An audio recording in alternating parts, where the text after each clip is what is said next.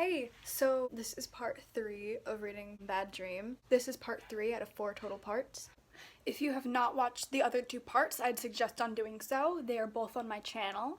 Pretty much a recap is that Phil had to watch Dan have sex on stage, and he ran into the bathroom to avoid Jake from hurting him. And then Dan came into the bathroom and started having a mental breakdown because of what had happened to him. And Phil got out of the bathroom to comfort him.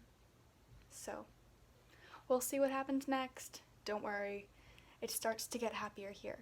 So, yay, happy listening. The chocolate brown eyes opened fully when Phil put a hand on his shoulder. Hey Dan, is there something I can do to help? Someone I can call or someplace I can take you? Dan shook his head. I don't have anybody. I ran away from home recently and I'm never going back. And I don't have anywhere to go. I've been staying here, but my boss said that he wanted to see me after the show, and I don't like the way that he looked at me when he said it. I can't handle what he wants to do to me right now. It hurts so much, and I don't want to do this anymore. I just want to leave. Phil gave the shoulder under his hand a soft squeeze. I'll help you leave. Let me know where you want me to take you. Anywhere, Dan sighed under his breath. I'm so tired, I just want to sleep. Okay. Let's go, Phil said as he stood up, tossed away the paper towel, and offered Dan a hand. Dan took his hand and whined as he stood up. Ugh, my whole body hurts. I don't know how much I can move. It's okay. Lean on me, Phil said, taking Dan's arm and placing it over his shoulder. We're gonna get a cab. Just walk outside with me. If you can't walk any further after that, I'll carry you. My cat's making this reading experience slightly less miserable. I mean, this is such a good book, but I'm like literally shaking right now. They made it outside without Dan collapsing. And they got lucky once more. A cab was driving past, looking for customers, so they didn't have to phone for one and wait. They got inside and Dan fell asleep against Phil's shoulder almost as soon as they sat inside the cab, but it wasn't long before they arrived at Phil's apartment and he had to wake Dan up. Dan grumbled when Phil shook his shoulder gently, but he climbed out of the cab and followed Phil into the lobby of the apartment building. Once they were in the elevator, Dan asked, "Where are we?" "My place," Phil answered. He saw the way Dan's eyes widened. "I have a spare room. If you're comfortable with it, you can sleep there tonight." Dan made a soft noise in response as he relaxed again and his eyes glazed over. He was asleep on his feet. When the elevator doors opened, Phil guided Dan to the door of the apartment, which he unlocked. As he closed the door behind them, Phil asked, "Dan, do you want me to show you where the bathroom is? Or do you want to go right to bed?" "Bed, please. In the morning I'll probably wish I took a shower first, but I think I'd just fall asleep in the shower if I tried to clean up now." Phil started guiding him to the spare bedroom. "I could bring you a washcloth if you don't want to try to clean yourself up a bit before lying down. I can lend you some PJs too." "Thank you. Dan stopped walking to stare at him. "I just realized I don't know your name." "Oh," Phil smiled. "I'm Phil. Nice to meet you."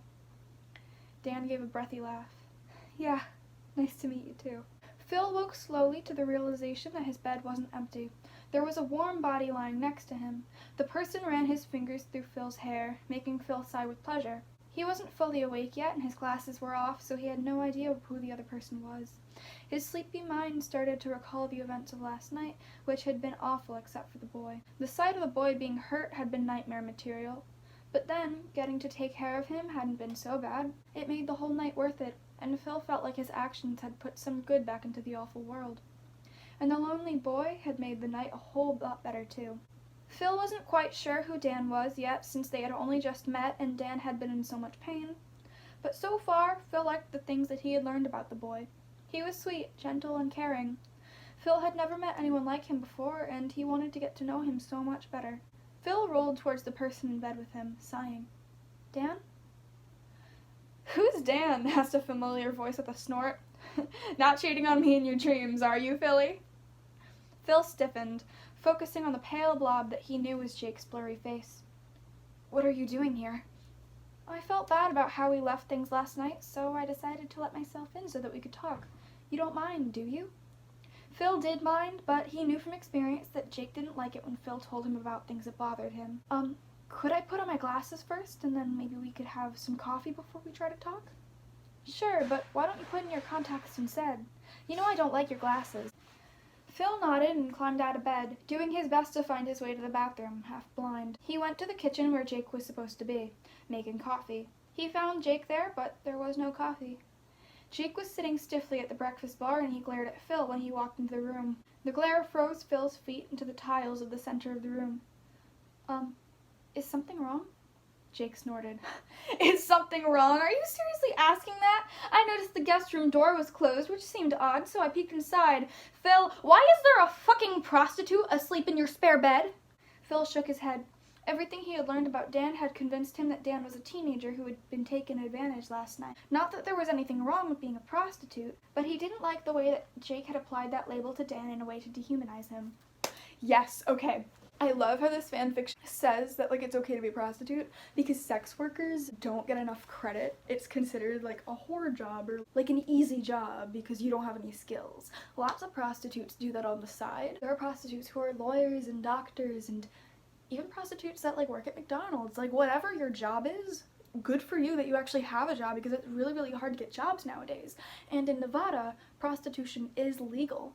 And the other thing about prostitution is that it's unsafe when it's illegal, because then you have risky people who are doing it illegally, who are most likely criminals. When I say risky people that are most likely criminals, I mean the people who go up to the prostitutes that are like, yo, how much? Because, like, those people can be dangerous for the prostitutes, and that's why prostitution's illegal, because, you know, it used to be really, really, dangerous for prostitutes, but in Nevada, where it's legal, they have rules and regulations that make it safe for prostitutes. And this doesn't just apply for prostitutes. This also applies for porn stars and for strippers. Like, those jobs are considered not skilled jobs, or like jobs that are just like not good jobs. But the thing is, the world literally runs on the porn industry. Like, literally, most people would not be able to function without porn. If porn just, like, disappeared, they wouldn't be able to deal with it. And yeah, you might not be sitting there like, oh my god, that porn actor is doing such a good job. But, like, sex workers don't get enough appreciation. Like, whether they're strippers or porn stars or prostitutes, they're human too. So, yeah. But if you're doing it legally, it's safe, it is government monitored, it is just a lot safer in every sense of the word, and there's nothing wrong with being a prostitute because it's just sex work and it's just a job at the end of the day. And it's like how people go to therapy to talk. People go to a prostitute not only for sex, but for dates, for cuddles, for things like that. So if a therapist is okay to talk to somebody and vent to somebody, then why isn't it okay to go for somebody for sex and for cuddles and for a date? It's just a different kind of need. He's not a prostitute. He's just a hurt boy who needed someplace safe to sleep last night, so I brought him here. Not a prostitute? Jake repeated with a shake of his head. I believe what we watched last night contradicts that claim. Phil's cheek flushed with shame, and suddenly he was so angry. He felt like Jake had tainted him by bringing him to that awful place. About that, you are wrong. You are so wrong. You told me it was all a show, but those men really hurt him. He didn't like it and he could barely walk after. I can't believe you made me sit there while an 18-year-old boy was abused. I can't believe you got off to it. Didn't like it? Jake said with a chuckle. Is that what he told you? He's a fucking whore, Phil, and you are so gullible. He manipulated you so that you would bring him home. And if I hadn't come here this morning, you probably would have woken up later to find that he's stolen your TV or laptop.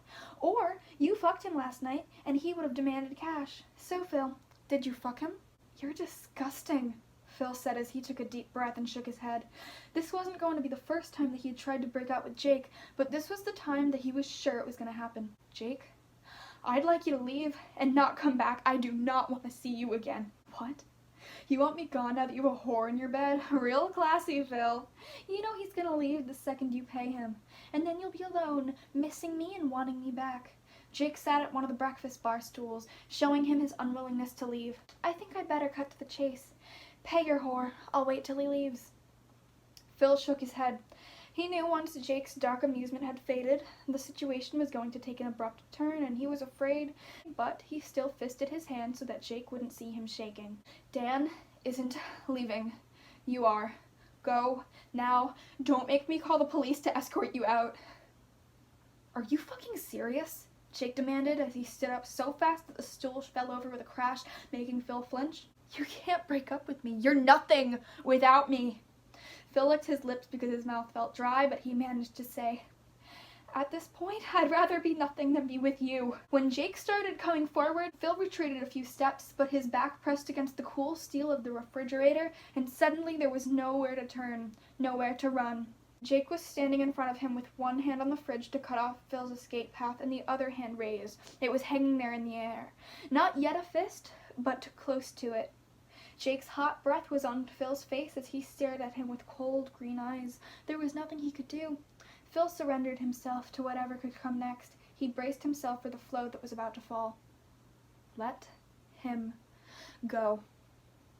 Both Jake and Phil looked into the direction of the voice. Dan was leaning in the doorway. So what'll happen next? What'll happen to Phil? What'll happen to Jake? Is Jake gonna get kicked out? Is Jake gonna stay and hurt Phil? Who knows? Well, I mean, I do, because I already recorded this entire thing. But, if you enjoyed it, leave a like, leave a comment, leave a subscribe. Leave a subscribe. Yes. But in all seriousness, I hope that you enjoyed it, and I will see you in the next video. Ciao!